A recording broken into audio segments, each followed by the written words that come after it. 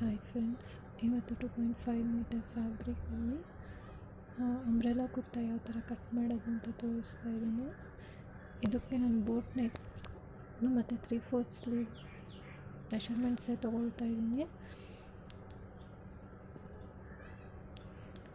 So ಇದು Kalamkari fabric. ಇದು ನಾನು ಆಲ್ರೆಡಿ ಒಂದು ವಿಡಿಯೋದಲ್ಲಿ ತೋರಿಸಿದ್ದೀನಿ ಶ್ರೀರಾಮ್ಪುರ ಶಾಪಿಂಗ್ ಹಾಲಲ್ಲಿ.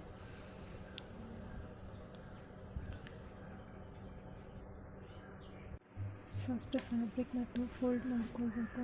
ಆಮೇಲೆ ಇದು ಟ್ರಯಾಂಗಲ್ ಇಲ್ದಿರ ಸ್ವಲ್ಪ ಸೈಡಿಗೆ ಇದು ಮಾಡಿಕೊಂಡು, ಸೊ ನಮಗೆ ನೆಕ್ ಮೆಷರ್ಮೆಂಟ್ ನನಗೆ 7 ಇಂಚಸ್ ಬೇಕು. 4 ಫೋಲ್ಡಲ್ಲಿ 10 ಇಂಚಸ್ ಮೆಷರ್ಮೆಂಟ್ ತೊಗೊಂಡು ಅದನ್ನು ಈ ಥರ ಫೋಲ್ಡ್ ಮಾಡ್ಕೊಂಡಿದ್ದೀನಿ. ಕೆಳಗಡೆ ಒಂದು ಎಡ್ಜಸ್ ಮ್ಯಾಚ್ ಆಗಬೇಕು ಆ ಥರ. ಸೊ ಫೋಲ್ಡೆಡ್ ಕ್ಲಾತ್ ಯಾವ ಥರ ಇದೆ ಅಂತ ತೋರಿಸಿದ್ದೀನಿ.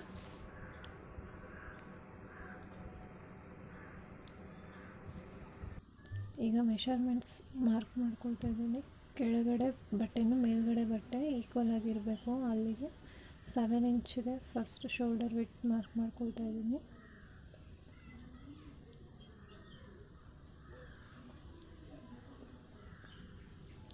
ಇದು ಬೋಟ್ ನೆಕ್ ಅನ್ನೋದ್ರಿಂದ ಶೋಲ್ಡರ್ 7 ತೊಗೊಳ್ತಾ ಇದ್ದೀನಿ. ಕೆಳಗಡೆ ಆರ್ಮ್ ಹೋಲ್ 6 ಇಂಚ್ ತೊಗೊಳ್ತಾ ಇದ್ದೀನಿ. ಸೊ ಈ ಸೈಡ್ ಫೋಲ್ಡೆಡ್ ಎಡ್ಜಲ್ಲಿ 6 ಇಂಚದ್ದು ಕರೆಕ್ಟಾಗಿ ತೊಗೊಂಡು ಆ ಕಡೆಗೂ ಅದೇ ಅಳತೆಗೆ ತೊಗೊಳ್ಬೇಕು. ಸೊ ಮೇಲ್ಗಡೆ 7 ಇಂಚ್ ಇರೋದ್ರಿಂದ ಕೆಳಗಡೆಗೂ 7 ಇಂಚ್ ತೊಗೊಂಡು ಆರ್ಮ್ ಹೋಲ್ ಲೈನ್ ಮಾರ್ಕ್ ಮಾಡ್ಕೊಳ್ಬೇಕು.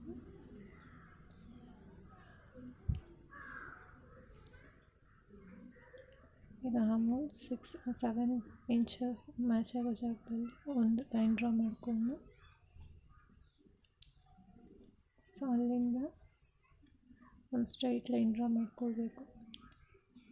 Chest measurement 8.5 inches plus 1.5 inch ತೊಗೊಂಡಿದ್ದೀನಿ. So total 10 inch.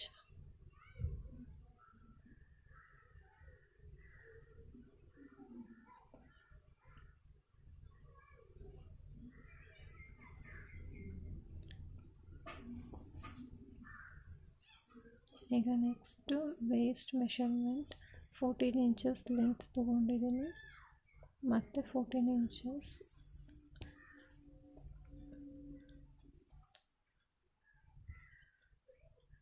ಅಲ್ಲೊಂದು ಸ್ಟ್ರೈಟ್ ಲೈನ್ ಡ್ರಾ ಮಾಡ್ಕೊಳ್ಬೇಕು. ವೇಸ್ಟ್ ಮೆಷರ್ಮೆಂಟ್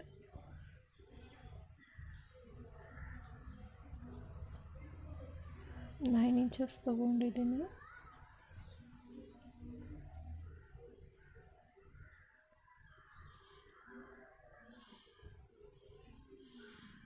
(7.5 ಪ್ಲಸ್ 1.5 ಇಂಚ್ ತೊಗೊಂಡಿದ್ದೀನಿ. ಸೊ ಈಗ ಅದನ್ನು ಸ್ಟ್ರೈಟ್ ಲೈನಲ್ಲಿ ಜಾಯಿನ್ ಮಾಡ್ಕೊಳ್ಬೇಕು.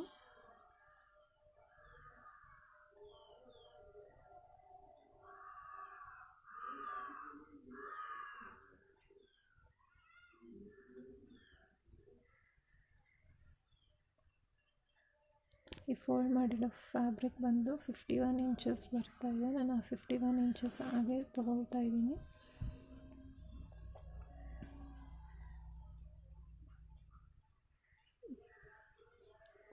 ಸೊ ಈ ಸೀಮ್ ಅಲವೆನ್ಸ್ನಿಂದ ಕೆಳಗಡೆ ತುದಿವರೆಗೂ ಒಂದು ಸ್ಟ್ರೈಟ್ ಲೈನಲ್ಲಿ ಜಾಯಿನ್ ಮಾಡ್ಕೊಳ್ಬೇಕು.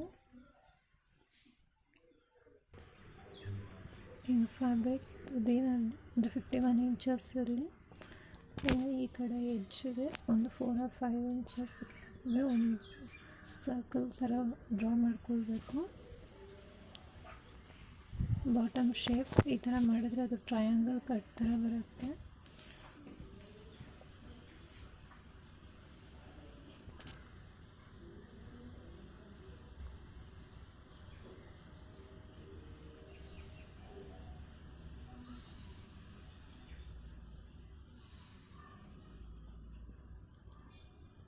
ಸೊ ಇದು ಮಾರ್ಕಿಂಗ್ ಕಂಪ್ಲೀಟ್ ಆಯಿತು ಟಾಪ್ದು.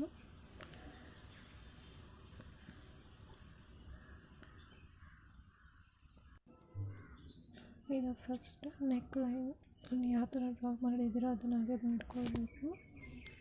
ಆರ್ಮ್ ಹೋಲ್ ಬಂದು ಬ್ಯಾಕ್ ಸೈಡಲ್ಲಿ 1.5 ಇಂಚ್ ಇಟ್ಕೊಂಡಿದ್ದೀನಿ, ಮುಂದ್ಗಡೆ 1 ಇಂಚ್ ಇಟ್ಕೊಂಡು ಶೇಪ್ ತೊಗೊಂಡಿದ್ದೀನಿ.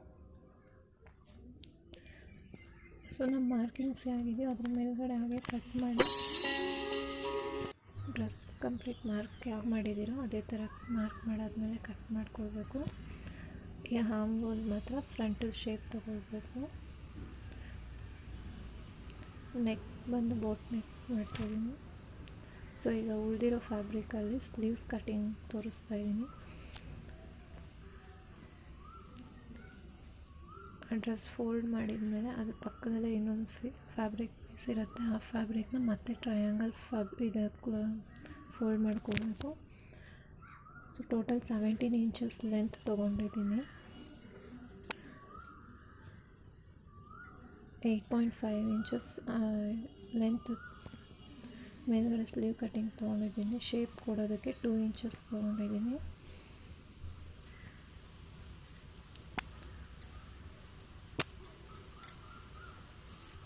ಕೆಳಗಡೆ 5 ಇಂಚಸ್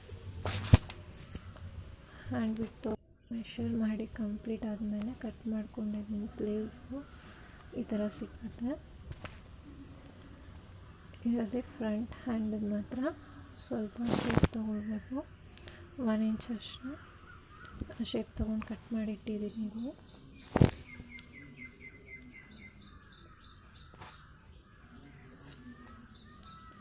ಸೊ ಈಗ ಬೋಟ್ ನೆಕ್ ಮೆಷರ್ಮೆಂಟ್ ತೊಗೊಂಡು ಕಟ್ ಮಾಡಿದ್ದೀನಿ.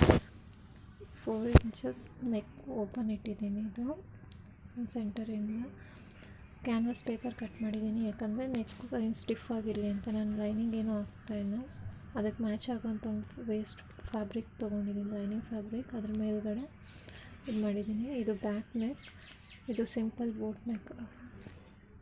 ಇದು ಸೇಮ್ 4 ಇಂಚ್ ಓಪನ್ ಇಟ್ಟಿದ್ದೀನಿ, 1 ಇಂಚ್ ಪೇಪರ್ ಕಟ್ ಮಾಡಿದ್ದೀನಿ. ಈಗ ಅದ್ರ ಮೇಲ್ಗಡೆ ಹಾಗೆ ಸ್ಟಿಚ್ ಮಾಡಿಕೊಂಡು ರಿವರ್ಸಲ್ಲಿ ನಾಚಸ್ ಹಾಕ್ಕೊಂಡು ರಿವರ್ಸ್ ತಿರುಗಿ ಕೊಟ್ಟರೆ ಕ್ಲೀನಾಗಿ ಶೇಪ್ ಬರುತ್ತೆ. ಈ ಥರ ಮಾಡಿ ಕಟ್ ಮಾಡಿದ್ದೀನಿ. ಮತ್ತು ಹಿಂದ್ಗಡೆ ರಿವರ್ಸ್ ಕೊಟ್ಟು ಕೈಯಲ್ಲಿ ಇದು ಎರಡೂ ಜಾಯಿನ್ ಆಗೋದಕ್ಕಲ್ಲಿ ನಾಟ್ ಆಗ್ತಾಯಿದೆ. ಇದು ಬ್ಯಾಕ್ ನೆಕ್ ಫಿನಿಶ್ ಆಗಿರೋದು. ಇದು ಕೈಯಲ್ಲಿ ಹೆಮ್ ಮಾಡ್ಕೊಳ್ತೀನಿ ನಾನು.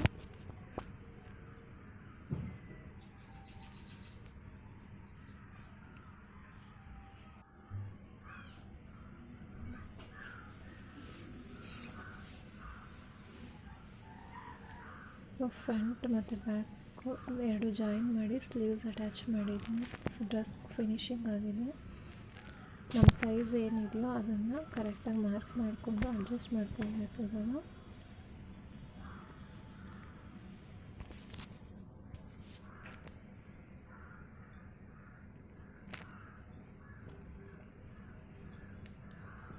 ಇವಾಗ ಸೈಡ್ ಅಡ್ಜಸ್ಟ್ಮೆಂಟ್ ಸ್ಟಿಚಸ್ ಕಂಪ್ಲೀಟ್ ಮಾಡಿಕೊಂಡು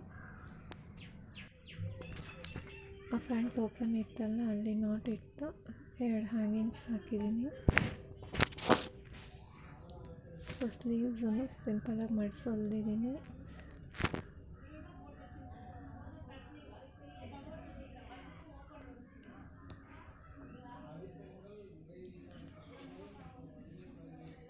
ಆ್ಯಂಡ್ ಬಾಟಮ್ ಎಡ್ಜಸ್ಸನ್ನು ಫೋಲ್ಡ್ ಮಾಡಿ ಸ್ಟಿಚ್ ಮಾಡ್ಕೊಂಡಿದ್ದೀನಿ. ಫ್ರೆಂಡ್ಸ್, ನಿಮಗೆ ಇಷ್ಟ ಆದರೆ ಲೈಕ್ ಮಾಡಿ, ನಿಮ್ಮ ಫ್ರೆಂಡ್ಸ್ ಜೊತೆ ಶೇರ್ ಮಾಡಿ, ಮತ್ತು ಚಾನಲ್ನ ಸಬ್ಸ್ಕ್ರೈಬ್ ಮಾಡಿಕೊಡಿ. Thank you.